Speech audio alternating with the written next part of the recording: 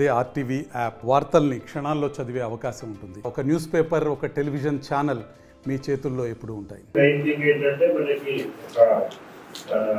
సంతోషించదగ్గ విషయం ఏంటి అంటే మల్టీపర్పస్ వర్కర్స్ కి ఆల్మోస్ట్ అన్ని గ్రామ పంచాయతీలలో కూడా ఇప్పుడు ఉన్న చాలా మంది మీరు స్పెషల్ ఆఫీసర్స్ ఉన్నారు. ఆల్మోస్ట్ 90% అందరు స్పెషల్ ఆఫీసర్స్ ఏదో ఒక గ్రామ పంచాయతీ ఉన్న వాళ్ళే ఉంటారు. జాబ్ వైజ్ చూసుకుంటే హెవీ రైన్స్ కానీ నార్మల్ రైన్స్ కానీ ఇవన్నీ ఒక ఫేజ్ ఒక 4-5 years పీరియడ్ కాబట్టి మనకి లీవ్ పీరియడ్ ఉంటుంది.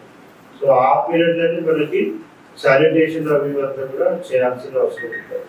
నార్మల్గా పడేటప్పుడైతే శానిటేషన్ యాక్టివిటీస్ మనం ఎక్కడ చేయలేకపోవచ్చు. బట్ ఎప్పుడైతే ఆ వర్షం తగ్గిపోతుందో అప్పుడు మనం శానిటేషన్ సరిగా చేయలేదంటే ఇంకా అక్కడ నుంచి మనకి ఆ డిసీజెస్ అనేవి కూడా స్టార్ట్ అవుతాయి. స్ప్రెడింగ్ ఆఫ్ డిసీజెస్ ఆ లీవ్ పీరియడ్ అయితే స్టార్ట్ అవుతాయి.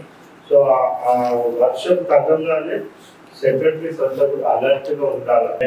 మల్టీపర్పస్ వర్కర్స్ కి అన్ని గ్రామ పంచాయతీలో కూడా సాలరీస్ వచ్చినాయి.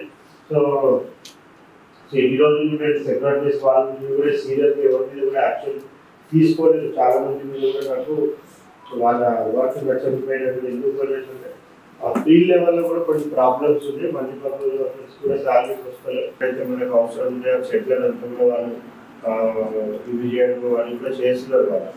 సో బట్ ఎక్కడ కూడా మనకు రావద్దు. బట్ ఎక్కడ వచ్చినా కూడా తొందరగా రిస్టోరేషన్, పవర్ ఇంటరప్షన్ లేకుండా పవర్ మొత్తం రిస్టోర్ అయ్యే విధంగా చూసుకోవాలా. సో మన దగ్గర హెవీ రైన్ ఫాల్ కంటిన్యూస్ పడ్డదంటే అప్పుడు ఏమన్నా ఎక్కడన్నా పవర్ ఫ్లక్చువేషన్స్ రావడం, ఎక్కడ పవర్ ఆ ట్రాన్స్ఫార్మర్స్ కాలిపోవడం అటువంటి ఏమైనా అయితే కూడా యాజ్ అన్ ఇయర్ పాసిబుల్ మనకు రీస్టోరేషన్ ఆఫ్ పవర్ అనేది చేయాలి. మరిన్ని వీడియోస్ కోసం ఛానల్ ని సబ్స్క్రైబ్ చేయండి. లేటెస్ట్ అప్డేట్స్ కోసం వాట్సాప్ ఛానల్ ని ఫాలో చేయండి. అండ్ లింక్ డిస్క్రిప్షన్ లో ఉంది.